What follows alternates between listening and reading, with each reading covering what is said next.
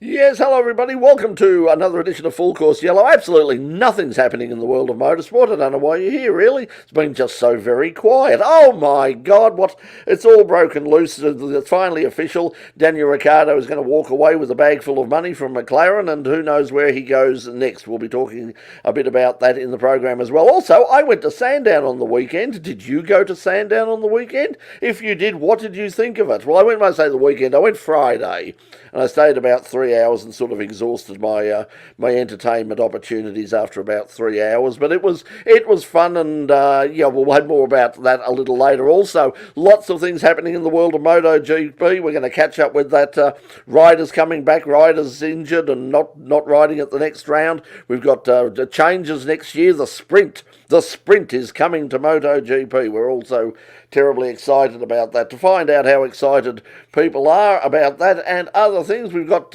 on the panel tonight, we've got Craig, Doc Latigo, we've got Chris Ritchie, we've got Peter Johnson, and we've got Dave Stillwell. Hi guys, how are we? Pretty good, thanks, Good Brett. evening, Brett. Good evening, viewers, listeners, everyone about in the wide world of YouTube. There you go. And of course, Facebook. We don't want to forget our friends on Facebook either. First of all, before we get started, speaking of people who are watching, we've got we'll have the roll call again. See who's with us tonight. Jeff McWigan is with us tonight. Good evening to you. Good evening to you, Jeff, and also Box is joining us tonight, and caught up with Box at Sandown on Friday, and good to meet you. Could put a face to a pseudonym. It was good to catch up there. We've also got Virtual R Roy. Evening to Roy from our sponsor Online Invent. And Online Invent will be back on board for the new series of In Pit Lane. The first show, a YouTube and Facebook only show, happening this Tuesday night live at 9 o'clock. Bit of a mix up with at the Channel 31 end, so we thought rather than cancel the studio and the guests and everything, we're going to do a live program on Tuesday night as well. That'll be up on YouTube Tuesday night, so make sure you like and subscribe. Go to the In Pit Lane YouTube page if you're not there already. Like and subscribe and click the bell to allow notifications. And then when we go to air, you'll know that we are in fact on air. So that's coming up this week on Tuesday night, and then the following week we're back on Channel 31 Thursday nights at 9:30. Giuseppe is with us again. G'day, Giuseppe. How are you? Here we go with Paul Van Den Acker is just saying that the Supercars ride. I got a real surprise. I went past on the train on Monday to head into Melbourne to do an interview with someone, and we stopped at the Sandown railway station, and there was all of the sound of racing engines. So there was plenty of action happening on Monday out at Sandown as well. So they got their value out of that day as well. G'day to Tony. Tony P is joining us again. We've got Gemini 355. Good evening to you as well. Mad Cow Mark is joining us as well. So there you go. Okay, everybody, let's find out. I suppose the big news is the Daniel Ricciardo news, now finally official. We knew it was happening. We were just waiting to see how it happens. They haven't announced any specific details, but it would seem that large amounts of money have changed hands. The rumour going around is basically he was paid out fully on his contract. 24 mil. Yeah, $24 million. And the important thing is there are no restrictions on him if he wants to race anywhere else in Formula One next year. If he gets a seat, he was apparently offered IndyCar drive. And also Formula E and Extreme E if he wanted them with McLaren. That would be news to the people who are driving in those categories, particularly IndyCar at the moment, to find out that it's like, one of them was probably going to get the boot so that Danny Rick could jump in and get behind the wheel, but he wasn't interested with that. I don't know. I mean, I suppose you've seen the video he put out straight afterwards. He went on to Instagram or TikTok or one of those social media channels. The smile, as I said on Twitter, I mean, the smile was still there, but boy, you couldn't help see the disappointment. Pete, did you see that? Did you see that video? Yep, I did. I don't know if I'm coming through because my internet's very fluky, but yeah, I did. I saw the video. And the smile was there, but you could tell that he was saying all the right things, like it was a mutual decision, but there was an undertone there that It was more. It was 40-60 mutual, I think, and 60 on their part and 40 on his part.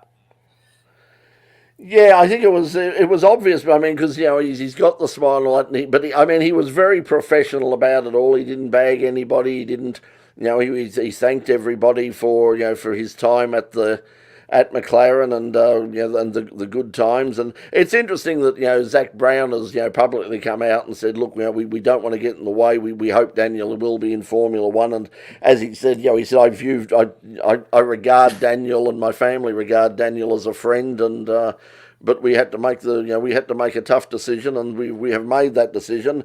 The interesting thing is they still haven't said officially that yes, well now Oscar Piastri will be joining us, because there is still some doubt about that. You don't want to put those two announcements or the press conferences together, because you need to segregate them. Because obviously there's the disappointment and all the controversy with Daniel leaving. You don't want it in the same announcement as something that they can say, oh, and this is our new driver. They want it to be all sensational and up and positive in that. So you wouldn't. Well, they don't know whether they've got. This is the problem they've got. They don't know whether they've got him yet legally, that's what I mean. Or him or anyone else, whoever they're signing. At this stage they don't have a driver to go alongside Lando. Well, that's because Alpine is still fighting and saying that Oscar's still a required driver with us. So that still hasn't completely panned out yet anyway. So, and Formula One isn't known for the... Sorry. I was going to say there's 4 teams that are Daniel's options anyway, and it'd be disappointing if one or two of them he went to, because he'd be kicking out a particular driver that's got a contract with them as well anyway. So if he does stay on an F1. Yeah, well, that's it. Joining us, Priest is joining us. Shane Priest, you did a great job. As I said if you haven't seen it yet because it hasn't gone public, but we did something with our new crew on Tuesday night, and did very, very well with Valkyrie Oden, the Melbourne musician, and looks and sounds really good, and that'll be up on the YouTube page very soon, and also we'll have that on Channel 31.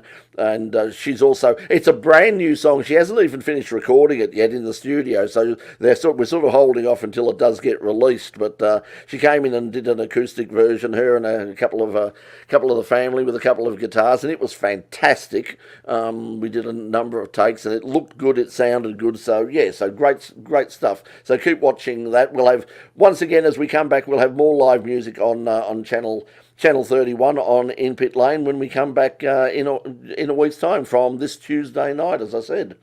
As Brett Sellers is also saying that Dan did look very dejected.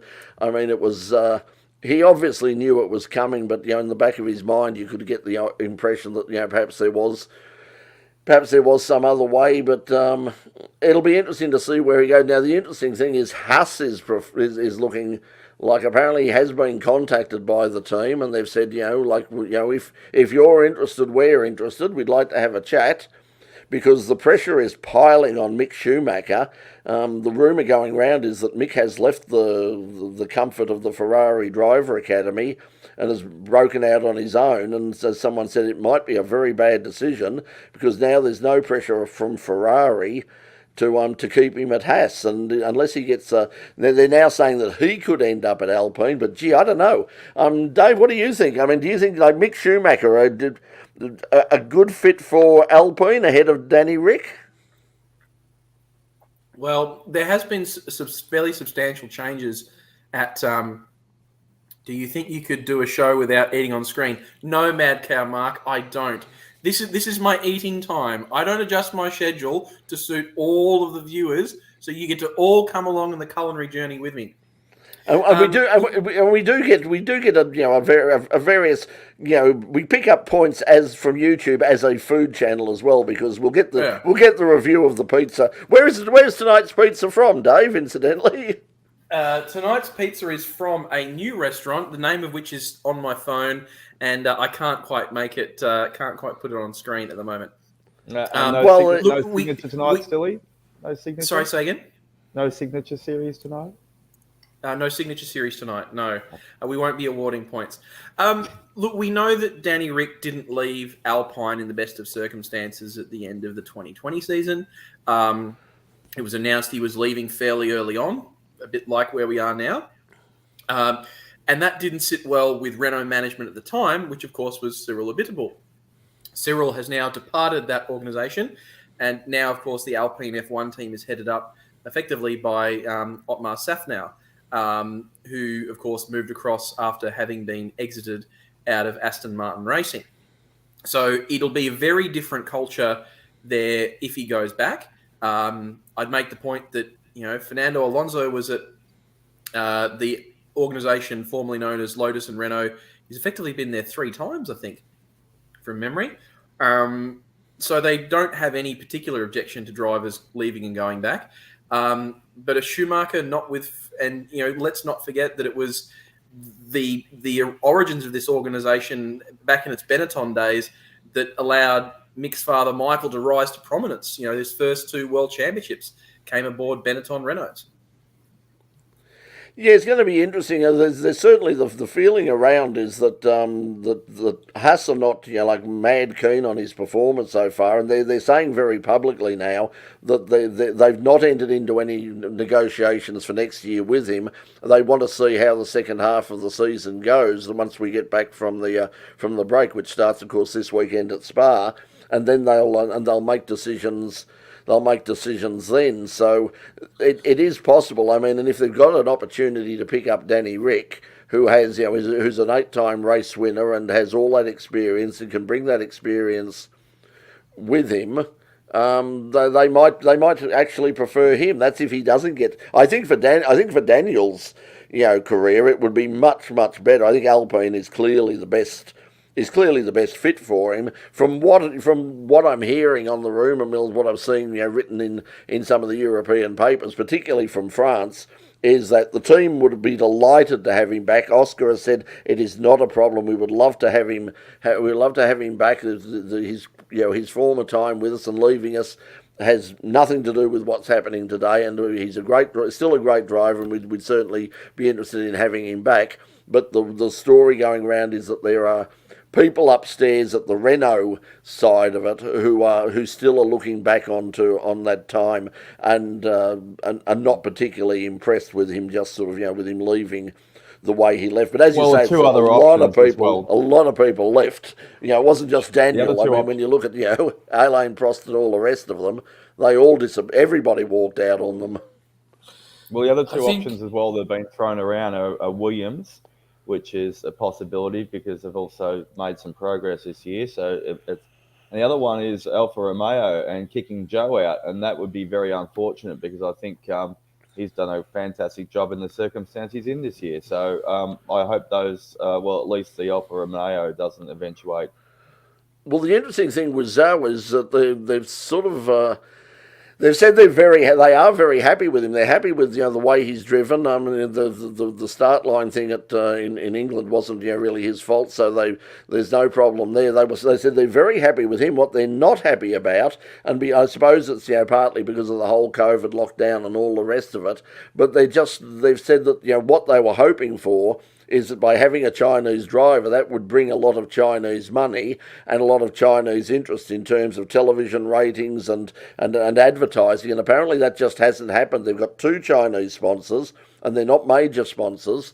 So they've said, look, we're really happy with him, but we really expected that it would open up more opportunities from a commercial standpoint, and obviously it hasn't. So whether they're as wedded to him now as they were previously, I think he'll probably stay. And I'm not sure whether. I mean, would Daniel want to go and it'd be an interesting pairing. I mean, with him and Valtteri Bottas, the battle of the number 2s. I think with Haas, Kevin Magnussen's been an exception to the theory that it's the younger drivers who've got a handle on the cars, because he's actually brought the Haas into the points. So that makes me think that Daniel might actually do quite well at Haas. I reflected after I said it would be a sideways step, that actually Kevin Magnussen has been bringing the Haas into the points quite regularly. So I wonder whether Daniel would do quite well at Haas. Yeah, they certainly haven't been. They certainly haven't been sort of totally out of. They've performed very well at times this year, particularly Magnussen. But even Schumacher's had a couple of top 10 performances, like in the bottom half of the top 10. But Magnussen has done fairly well. Obviously, I mean, when you look at it realistically, in terms of a race winner, there's only three teams at the moment that are realistic race winners, and basically two main ones in Red Bull and Ferrari, and then you'd have to say that Mercedes are getting closer again, and are probably in the second half of the year some chance of picking up a race win here and there. But apart from that, it's the battle for number two, and right now the battle is between Alpine and McLaren. And if that's the case, wouldn't it add something to that battle next year, particularly at Albert Park, to have Danny Ricciardo in the Alpine going up against Oscar Piastri in the McLaren? It'd be we know we're going to get a big crowd there anyway, but it'll certainly add a bit of spice to the meal. Can I throw a spanner in the works? Why not? So you would have seen the announcement this week that the Andretti organization has decided to build a new massive world headquarters in Indiana. Yes, yes. A fairly massive building that looks suspiciously like the kind like of McLaren building. Well, I wasn't going to say that. It looks suspiciously like the kind of investment that one would make if one was, I don't know, about to launch a career into the number one motorsport property in the world. That requires a fairly substantial increase in the available amount of resources on hand. To make prototypes, Stilly? Well, you don't make them because they get made for you by Dallara and Oreca, and because they'd be running an LMDH. Let's consider that Audi is on again, off again, rumored to be purchasing a major stake in Sauber. Porsche is about to come in and take over Red Bull. And Michael Andretti is a very savvy businessman who knows what he wants.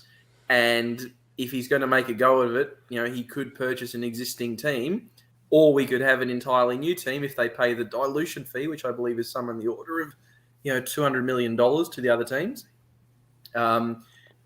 How would a Danny Rick at an American-based team, because we know he has a great affinity for the United States and also for a lot of American culture, if they couldn't find an American driver to drive in an American Formula One team, I think having Danny Rick as an Australian, as an honorary American, would be the next best thing. Yeah, that'd be interesting. But I can't see them, even if they get permission, they're not going to be up and running next year unless they buy it is a straightforward swap. There still seems to be extraordinary amounts of opposition to them. We've seen Domenicali and a few others over the past week or so saying that this will add nothing. They're certainly not the only ones. If another team is added, there's no guarantee it's going to be Andretti, and at the moment we don't see the need to add another team. So whether they get in or not, but they seem very, very determined to keep Andretti out. But as you say, you can't see any reason why they would go to the effort of building like a headquarters like that and all those resources if they're just going to run sort of Indy cars and possibly IMSA. As you say, I mean, they're not going to be building chassis, whether it's in IndyCar or GTP. They're not going to be building the chassis there. I mean, they're going to have to it's either going to be a Dallara if it's an IndyCar, or it's going to be a Dallara or an Oreca or one of those things if it's an IMSA. You can have any car you want, so long as it's a Dallara.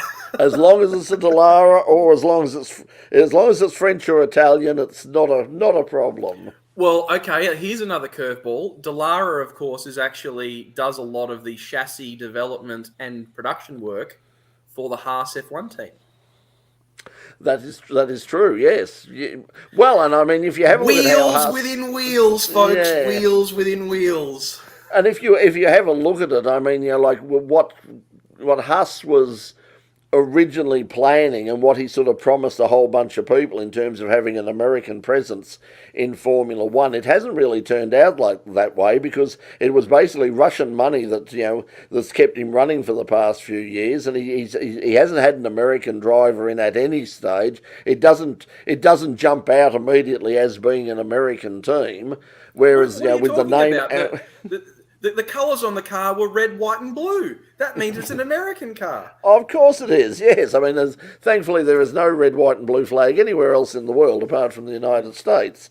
So, so that's not a problem. But it would be interesting. Perhaps perhaps that is a backdoor way. Perhaps they could, either sort of, it could be some sort of takeover or a merger or something, because the name Andretti would instantly brand that as an American team, because everybody in America knows the name, knows the name Andretti.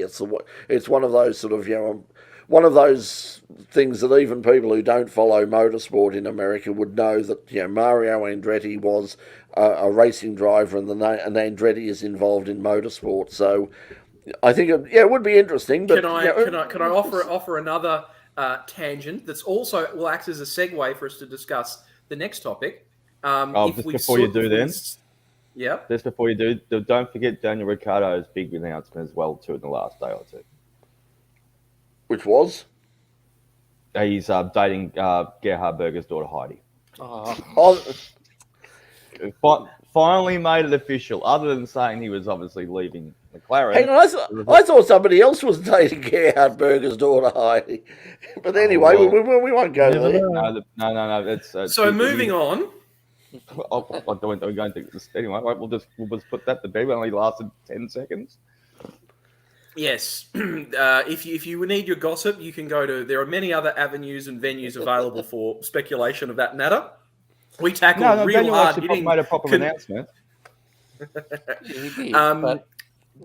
But let's look into how Kimi Raikkonen was received with the Trackhouse Racing debut on the road course race recently, as a way of, there is a desire for NASCAR particularly and US-based racing series to find ways of adding additional draw and excitement to their properties. I think Kimi was well received in the NASCAR paddock, and certainly from a social media and an engagement perspective, having someone who's of his caliber racing in the NASCAR Cup Series is huge. And we know that Danny Rick, as I said before, is effectively an honorary American. He's driven a stock car before. Admittedly, it was Zach Brown's Dale Earnhardt number 3 Wrangler car. But with the new, more GT style of NASCAR, with the sequential gearbox, the independent rear suspension, it's never been a better time to transition to a sport that's gone through massive changes. And that could lead to a segue to supercars, because, they've also got big V8 engines, not a whole lot of aero, sequential gearboxes, rear-wheel drive, independent rear suspension, lock diffs. Well, I think the good thing at the moment is Dan is probably almost certainly not going to be driving supercars anytime soon, thank God. But NASCAR said when they came up with their current generation these new cars, is they actually said in the press release that we took a lot of inspiration from the Australian supercars. And when you look at how they put together, you can see that. The interesting thing is because it wasn't just Kimi that was on there racing on the weekend. You had Mike Rockenfeller as well. He was racing there. What I really loved though was the American media having to deal with Kimi, like the NASCAR media, and just like getting absolutely nothing. It's like this must be under enormous stress. I go, no, I'm just turning up and driving. What have I got to lose? I'm driving the car. What is the problem? They forgot to look up Wikipedia and find out his ulterior psyche is the Iceman. So they just forgot to take that literally, because nothing phases him anyway. He was certainly doing pretty well. I mean, both him and Rockenfeller, especially when you consider the fact it was raining. The interesting thing is, if you have a look at sort of 10, 15 years ago, they didn't race at all in the rain. When they did eventually race in the rain, I mean, they raced briefly in the rain at Fuji when they went over there, and our mate Jim Richards was over there and was sort of showing them until the things dried out. He was sort of, like running away and hiding. And in terms of road racing, of course, Marcus Ambrose, totally dominated road races for a while and was almost in a class of his own when they were racing. But now, when you have a look at it, they've come along in leaps and bounds, and all of the, most of the top drivers, the top NASCAR drivers, are also very, very good road racers now, and they lost nothing. But although it would make me very interested if Penske sort of said to Scott McLaughlin, "Hey, Scotty, you're not racing this weekend. Would you like to have a bit of a fang around Watkins Glen in a NASCAR?" I think that might have been very interesting. Definitely. Okay, well, speaking of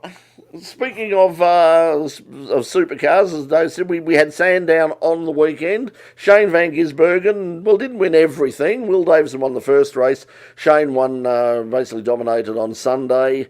Some sprint races, didn't do a lot for me in terms of entertainment, and I see most of the drivers came out, certainly drivers and people I was talking to on Friday when I caught up with a few people. They all said, for God's sake, bring back the 500. They want the 500 back. The fans want the 500 back. The drivers want the 500 back. I can't see any reason why they shouldn't be bringing it back, but I don't know. I mean, executive are not the ones they're the only ones that are not advocating for it. So everybody else is saying. I think it's the team owners as well because of the budgetary thing. I mean, it's saving them a lot of money.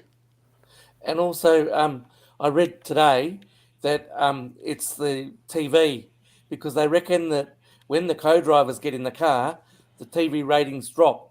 So if the co-drivers get in the car at the start of the race, the TV ratings drop. And apparently they never come back up. And if they drop at the end of the race, they drop it. Who said that? I read it in an article today. Yeah, that's interesting. I mean, because we know ourselves from our show is that if you get a big name like a Shane Van Gisbergen level sort of supercar driver come into the show, we know because I got access to had access to the ratings years ago, and you would just see within a matter of seconds of saying, our guest tonight is Jason Bright, our guest tonight is Mark Winterbottom or something, the ratings would just go miles up. The word would go around, hey, Amber, Winterbottom is on there, Lowndes is on, and the ratings would, and they weren't, and it wasn't a little upward movement.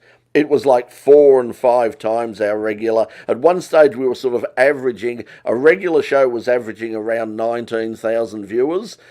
Some of the shows where we had supercar drivers on, we were getting 60 and 70,000 viewers. It was that much of a difference. Sandown 500, the co-driver stints are slightly less than what they are at Bathurst anyway, time and laps, etc. And there's always a main game driver that's going against having a different strategy that's in the car as well, too, running around at the same time. So I don't think it'd be a huge, significant drop in. I can't see them because it's hard to say. I mean, people are very fickle. I'm not saying you didn't read it. I'm just saying I think someone might be where are they pulling where are they twisting their information from to create the article.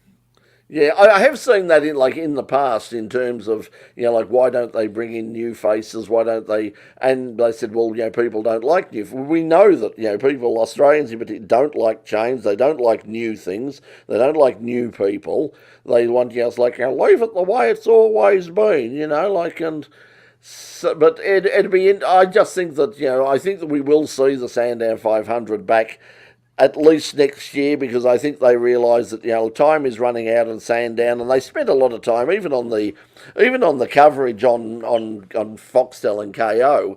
They spent so much time looking back at the proud history of Sandown and the amazing history of the September, the Sandown Classic, back to the days of the 3 hours and the 4 hours and the Hang 10 400 and the Sandown 500 and And then they say, and now we've got 3, 45-minute races or however long they were.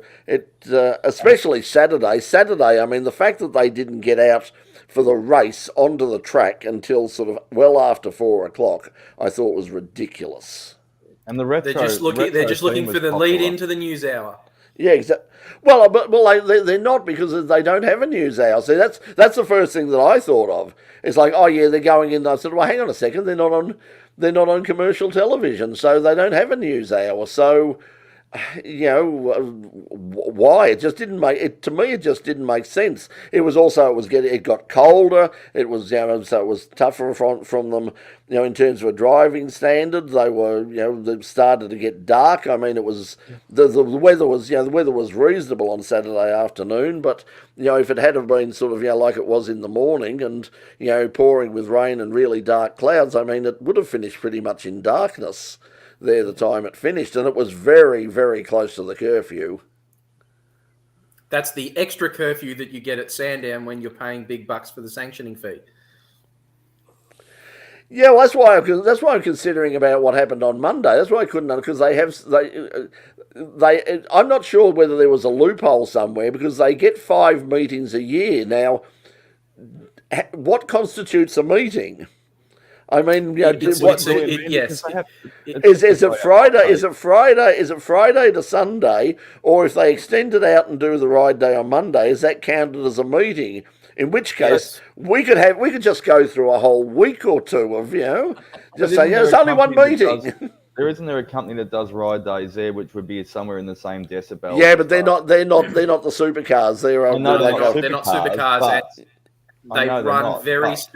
I've worked for one of those companies before, and in order to comply with the circuit noise ordinances, they do run fairly substantial muffler systems, as do most of the venue operators or the people that run an event run by venue operators during the week. So a lot of the car club days that run are not. For those who are watching that aren't familiar with the provisions of the Motorsport Australia manual, most circuit race operations in Australia, you are limited to produce no more than 95 decibels at 30 metres from the track edge. Sandown is allowed to hold 5 race meetings a year. That's the 2 Vic State meetings, the Supercars, the Shannons/ARG Speed Series, and the VHRR Historic Sandown in November. Any other weekday or weekend activity is held at a much lower decibel limit. I believe it's 75 or 80 decibels. And they do send cars home for that. So basically, they've applied for a special dispensation and they've got it. Simple. At a price, if it maybe. That's all. There is a process in place by which you negotiate with the local council. There is a fairly substantial investment in that. And all it got them was, I think, an extra 45 to 60 minutes later in the day, because of course I think the program said the race engine shutoff was no later than 1800 hours, and warm up was from 8:30, I believe. So well, that's the other thing. They start. I don't know what happened. I mean, if you go back and look at when I'm going back in my day mode again, but back in my day, when you went to a race meeting at Sandown, you got sort of 14 or 15 races on the Sunday, and yet they didn't start until at least 10 o'clock in the morning, and they got all of these races come home in. From church first. Well, exactly. Though there were restrictions. It was no engines starting in the pits until 9 o'clock, and then nothing on track until 10. So then from 10 o'clock you had some warm-ups, usually for a big meeting. You had warm-ups for the 5,000s and warm-ups for the touring cars if they were the main event. So you had sort of 15, 20 minutes of warm-ups, just morning warm-ups, and then you got into the races. And somehow at every race meeting you had Formula Vs, Formula 3, Formula 5000s if they were running, the touring cars, sports sedans, a whole bunch of them. You had, and it was a packed day of racing, and somehow they managed to fit it all in. There were huge slabs on the Saturday. There were just huge slabs of time when absolutely nothing happened. So what you're saying, Brett, is that you're an Australian and you don't like the way that things have changed. I don't like the way things have changed. bring back the ban on Sunday trading. Bring back the 6 o'clock swill. That's what I say. Yeah, I Jesus, bet you were walking why around should- going, why "Oh, should- the why- metric system? Nah, that's just a Yeah, phase. People yeah. doing all that." Why is Shaquille O'Neal so popular? He's over at the moment. He's changing things. I don't Okay, understand. that's a segue. I wasn't. That's a whole nother basket of tricks. No, he's got ads on TV at the moment. And also, he packed out Sydney streets today, and he was for a promotional thing in there, and he was absolutely loved by the locals. Anyway, he's changing things up a bit. Oh, that's a completely different subject. Well, that certainly turned everything at right angles. Let's get back to motorsport. The interesting thing was, if you have a look on our YouTube channel, I wandered around with the phone and sort of just waved that around and to see if at what stage Supercars may or may not take down the thing. Well, at this stage I haven't had any problems. I mean, I did the only on track stuff I got was in fact the was the Carrera Cup running out, and that was very brief. The interesting thing was how much exposure I eventually got to the Gen 3 cars, because I thought they'd be sort of, well and truly fenced off, and they were just sitting there in the garage, the two of them together, and I sort of, wandered in, and I got closer and closer and closer to the point where I was, sticking the camera into the, into the wheel wells and under the engine bay and all the rest of it. No one said, "Hey, you can't film that," or "What are you doing here? Get out!" I mean, everybody just, everybody seemed, quite happy to be there. So, unlike a normal team garage, where obviously all of the setup information and the fabrication of certain components on the car is a massive secret, Gen 3 is an open book. The category should be commended. I think they had a naked chassis on display out the back of the garage. That was really great to try to that wasn't there on the Friday. Yeah, that wasn't there on the Friday, unfortunately. Brad Jones Stilly, isn't it? Is that the Brad Jones one, Stilly? Yeah, it's a brand new basic chassis from Pace Innovations. Yes, it was being delivered to Brad Jones Racing at the event, but it was a really good way of showcasing just how meticulous the fabrication of the safety cell that goes into these cars. And you mentioned, how much these cars are going to cost. One of the things that's being recovered as part of that cost is the fact that there's so much research and development gone into it. We've had so many, wouldn't so much say false starts, but changes in direction in terms of where we were initially going and where we've ended up. That's only being amortized over a field of 25 cars.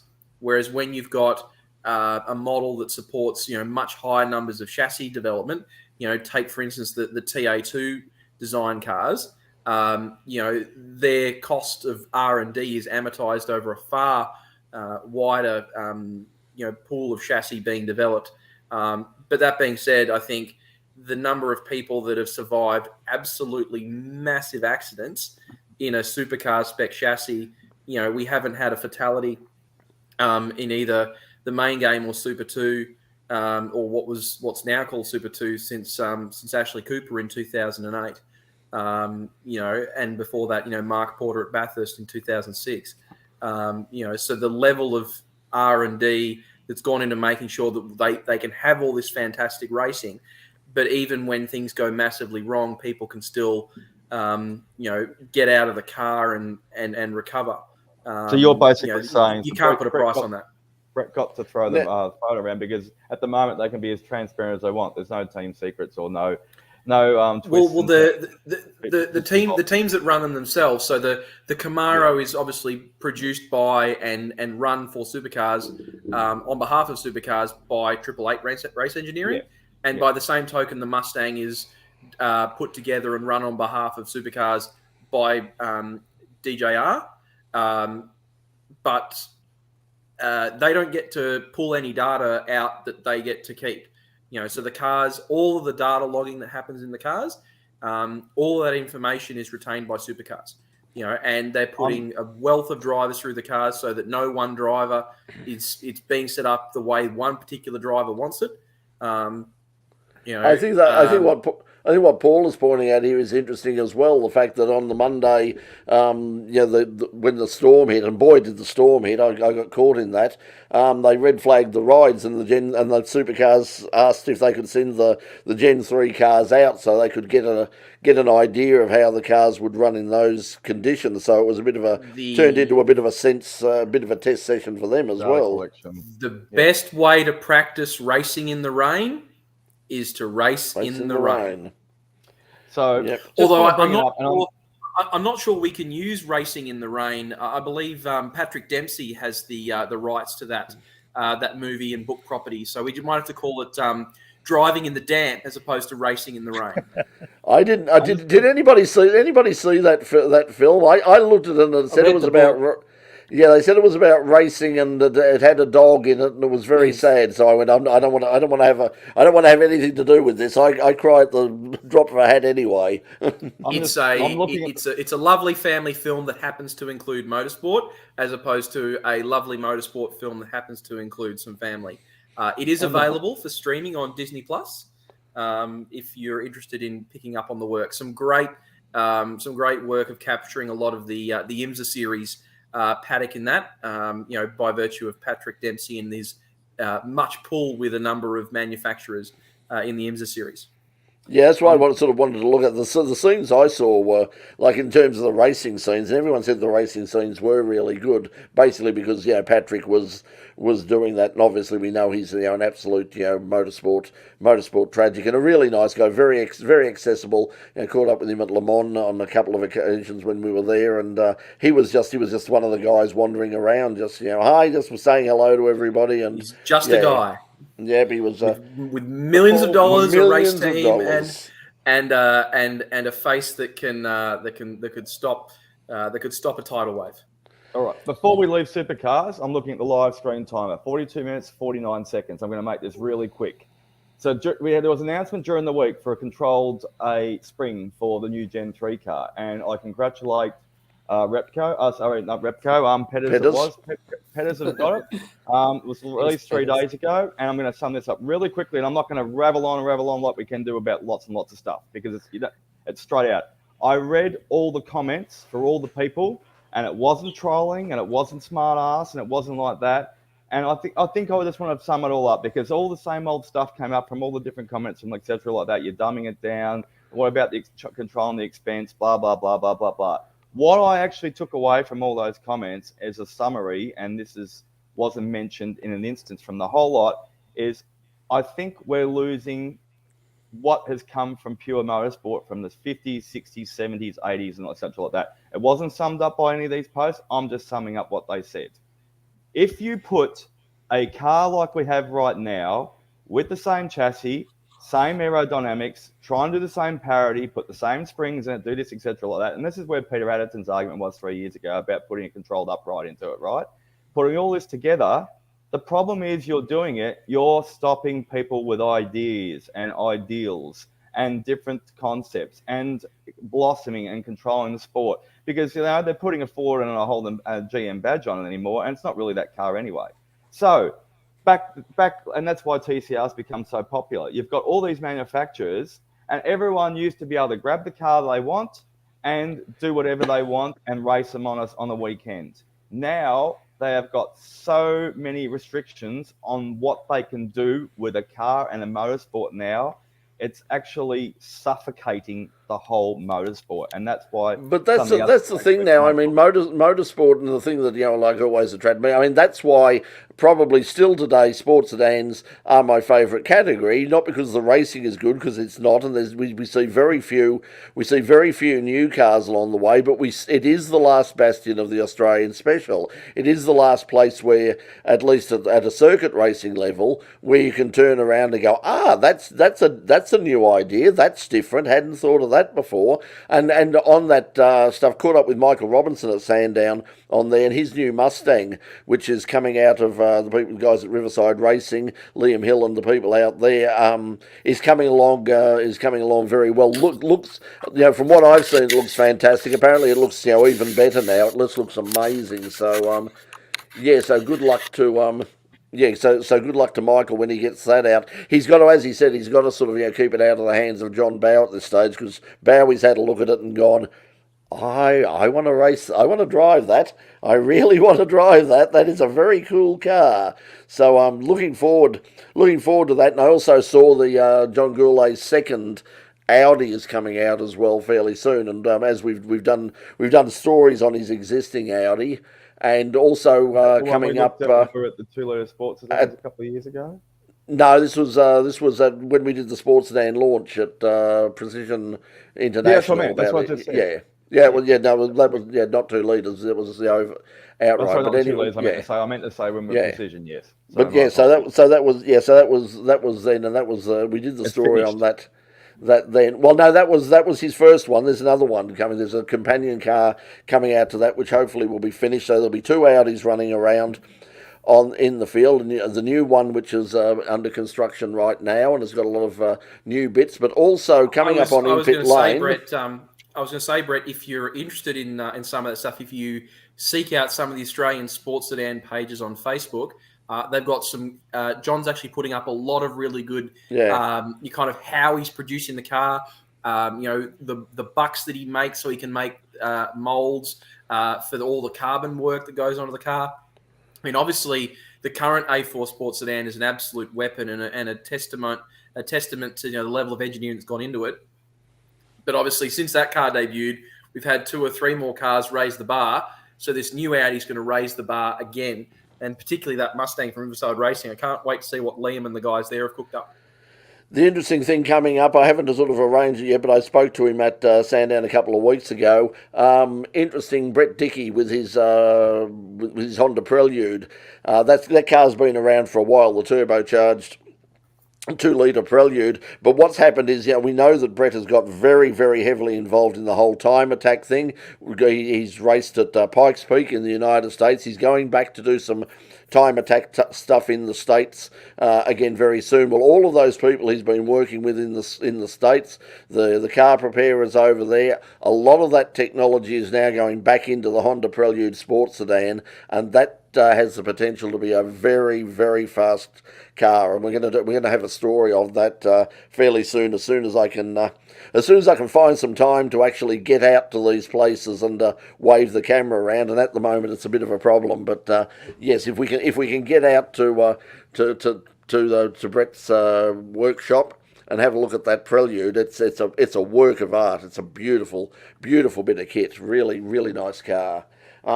Yes, as Paul's saying, waiting for the Brian Thompson tribute car. Yeah, that's another one. I don't know where that's. I don't know where that's being done. If it's anywhere around here, we can get to that at any stage. Love to do that. I mean, because apparently, like Peter Fowler's involved in the who built the original is very heavily involved in doing the tribute car to make it as realistic and as faithful to the original as humanly possible. So. Yeah, that'd be fantastic. I mean, the Volkswagen Chev was just an extraordinary car that never ever should have gone anywhere near as fast as it did. It is being built up at Shepparton, Again, Yep. Nick Higgins, Higo, with all the scoop. This is a man who has his finger in so many pies in motorsport. If he had a Refidex, it'd be about that thick with all the people that he knows that he could get an answer the question. So thank you to Higo, our very own sleuth, for finding irrelevant and irreverent motorsport information. Thanks, mate. Well, that's good, but I'm having enough trouble getting to Brett Dickey's workshop, and that's only up in Endeavour Hills, like about 4 minutes up the road. So I'm not going up to bloody Shepparton, although I am going up to Heathcote Park for the Nostalgia Drags, and not this week on Tuesday night, but the following week on our first show on Channel 31. We've got Jeff Orrell is coming on to talk about it, drag racing historian, to talk about some of the cars that we'll see up at Heathcote for the Nostalgia Drags, and they've got the big Pioneer Awards night where they're honouring some of the biggest names in Australian and Victorian motorsport. People like Peter and Helen Russo, Jim Walton, Joey Perotta and Charlie Corona, who had the satisfaction, and Charlie just caught up with he was running around with Ben Schutz and Richard Bendel with the Sin at Sandown a couple of weeks ago in the sports car. So he's still up to his elbows in grease and oil. So he's up there. Ron Harrop is going up there in the Harrop's Howler. It's going to be a fantastic meeting in a couple of weeks' time up at Heathcote Park, and I'm really, really looking forward to it. I haven't looked forward to anything so much for quite some time. So that'll be fantastic. Shepparton's actually worth going up to because they've just recently, in the last 2 years, updated Move up there, which is the museum up there, and it's got a lot of race cars in it. I've witnessed them myself, and they've also got trucks involved now too. Oh, there you go. Just before we move on to MotoGP, we must say rest in peace or race in peace to Reg Hunt, who was there. I think what it was 99. I mean, there's Dave, your family 99 and a half and out. So Motorsport Australia put out a tribute message today. Reg actually passed away on Monday. The family kind of kept it a bit close to the chest.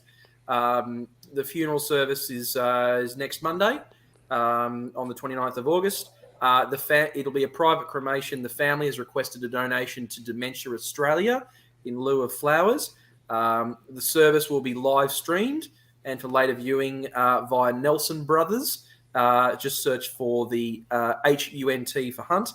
But yeah, this is a gentleman, the British Racing Drivers Club, of which he was a member, put out a release recently celebrating his life.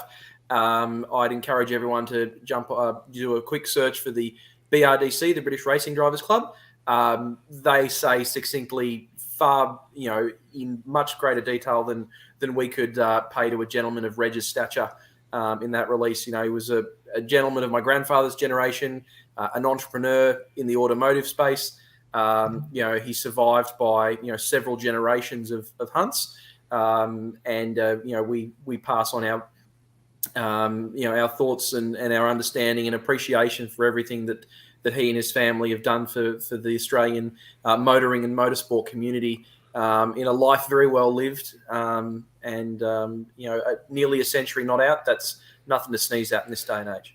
Yeah, you always want to get that 100, but I tell you what, I'd be happy. If I thought I'd get anywhere near 99 at any, I'd be very happy. So so to the family and friends of the late Reg Hunt, as Dave was saying, I mean, a contemporary of his grandfather, raced with Bib, and also raced with people like Bill Patterson, and later on with Bob Jane and all of those people. Very, very integral. Lex Davison, all of those people. They all sort of raced together in a golden era of Australian motorsport in the 1950s and early 60s, when the Australians were up there and as up there and could give it to anybody in the world. I mean, with people like Tony Gaze as well. You could just go through a whole bunch of famous names that raced it in that era and just what they did. So that was fantastic. Let's quickly move on to MotoGP. Well, we've had an announcement from Dorna and the FIM.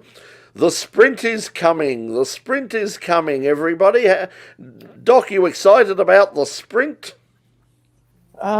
Jury's out at the moment. So we've had a crack at different forms and races over the years. It's been a while since they've introduced, but look, I think they're just trying to throw something new at it. It could work. I mean, it's going to provide some action. Hopefully, teams get something out of it, and the riders get something out of it as well, though, too, and adds a little bit of a dimensional attribute to the whole weekend. And let's see how the fans take. I mean, we had the Austrian Grand Prix on the weekend at the Red Bull Ring, and it was in its current format there was still over 90,000 spectators there on the Sunday to watch the main race. So, and obviously the Moto2 and MotoGP, three lead-up races with the support category. So it's not, it is not nothing wrong with it. It's not broken at the moment. It's a great format, but they might just giving something a try next year to see how it works, and it might be popular. They might introduce it just for the whole, if it's more popular, they'll introduce it to more races, and depends upon obviously the different tracks where they can do it at, and there's other ones they don't. So quickly to sum up the rest of the years, I'm not going to ramble on all night looking at the time. as you've put down the bottom there, Mr. Joan Mir is a little bit hurt at the moment and also crashed out again at Austria. So he's not doing himself any justice at the moment and helping his rehabilitation by keep on racing and smashing himself up. Yeah, all he's gonna miss the next Grand Prix as well. But on Yep, a slightly better bit of news, on the although flip side- is it? Yeah, he's Marquez going to is try back again. Well, that's And Suzuki's out at the end of the year. They haven't officially still made a statement, but it's a foregone conclusion. Suzuki's leaving at the end of the year. On the flip side, on a good one, Marc Marquez is up to training back on motorcycles, bikes with engines again. So congratulate him. Hopefully he can get himself fit and have a good pre-season and have another crack at the real main game next year.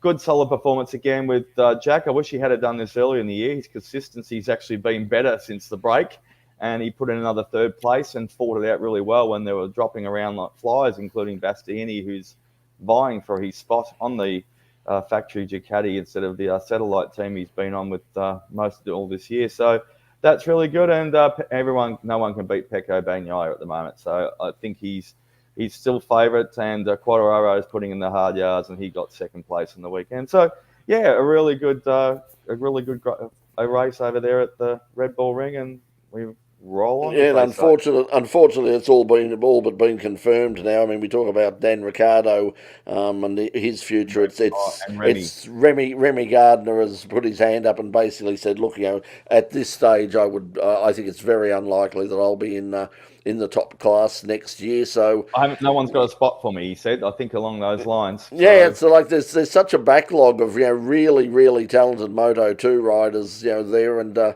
although the problem they've got now, and they were talking about this on Midweek Motorsport today as well, is that all of these new riders are all coming mostly from Spain. If they're not coming from Spain, they're coming from Italy, and the ratings are going down everywhere else. This was one of the justifications for the sprint, is apparently television ratings around outside of Spain and Italy, and particularly Spain, because ever since Valentino Rossi has given it away, the ratings have gone down pretty much everywhere around the world, and they want to nip that in the bud. They want to try and get people back, and they also want to make sure that the television guys have got something to look at on the Saturday, because when the new broadcast rights come up, they want to have plenty of content to fill that day and to make it worthwhile, and that's what they're sort of thinking, is that and apparently they say it's worked well in Superbikes, so we will see. But we know that they're on the way to Phillip Island, so get your tickets now, because I think it's going to be a huge crowd. It will be, especially with Remy and Jack will still be riding. But one last thing quickly on the bikes is I do apologise completely. I didn't send a message to Alpine about this. I should have texted them or messaged them or something like that. If you're looking for Fernando Alonso, which you couldn't find him a few weeks ago, he was over at the Red Bull Ring in Austria, and he was on the grid there with all the bikes, hanging out with all his mates and stuff like that. So yeah, if you're having trouble finding him, that's where he was. You can retrace your steps there, because you didn't know where he was when he was on holidays a few weeks ago when you were trying to negotiate the deal.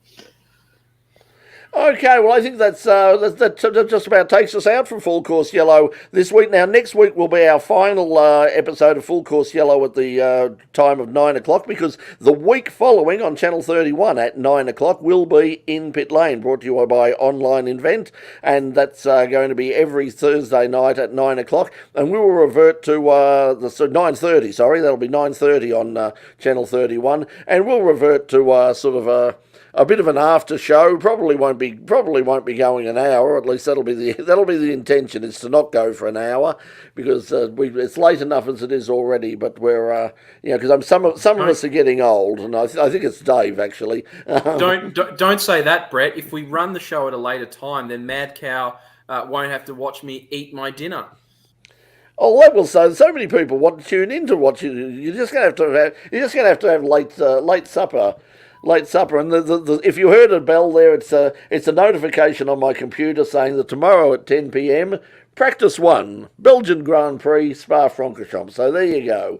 So that's you can be watching that tomorrow. Now remember, if you're not subscribed to Foxtel and you're not subscribed to KO, Practice and qualifying for Formula One is on the freebie channel on KO. So you just go and you register, you don't pay anything, but you do get freebies, and practice and qualifying are both Oh, that's free. how they get you. Giving That's the how stuff they that get you want to you. watch for free. That's how they get you. That's how they get you, and then you go out, and the next thing you're in sleazy alleyways in dark places in the back of St Kilda somewhere, saying, you know, And then the next thing all you they know, want is a Grand Prix, you know, just a Yeah. little Grand Prix, or a Formula 2 championship round, anything. Closely Yeah. related to what you're talking about there too, I want to also compliment Michelle Rowland as well too for her comments during the week. I think it was fantastic as a representative of the Australian people that she's been voted in, and was a huge advocate for what she was talking about with the anti-cycling laws and free-to-air TV. Well done, Michelle. Congratulations. I read it in very, very detail what she said. A good friend of Channel 31. Know Michelle well. We've spoken to Michelle on a number of occasions over the years. So she was one of the few politicians on a major party to put her hand up and say, yes, I support community television. I support Channel 31. That's fantastic. I think that she's in that position now. So once again, yeah, well done to Michelle. And on that note, very quickly before we go, CTV Plus was officially launched today, and there were a number of the politicians were there. They were out there. That's the app you can go to. I don't think the Android one is ready yet on Google Play, but certainly on iOS. If you're on an iPhone or iPad, go to the App Store and download CTV Plus. You can get a whole bunch of Channel 31 and Channel 44 programs, and you can also watch live. And the thing about that is the quality that you're going to get eventually on CTV Plus will be better than you get at the moment. On Channel 31 broadcast in standard definition, 576. It will at least move up to basic high def, which is 720p, because I got the message today to please in future, because what we do is we record in a 1080 and then we've got to sort of squeeze it down and put it out at 576. I don't have to do that for this season, so if you're watching online, you'll get it in the full in the full broadcast resolution. Okay, everybody. Shout out to Mark McGowan as well, though, too. He put up his hand and says we should be watching AFL Grand Final for free as well. There you go. We should be watching all sorts of things. Okay, thanks everybody. Thanks to Russell. Thanks to Box. Thanks to Paul and to Higo and everybody who's been watching. Thanks to Roy and Virtual R. Check out if you check out Roy's motorsportarchives.com YouTube channel.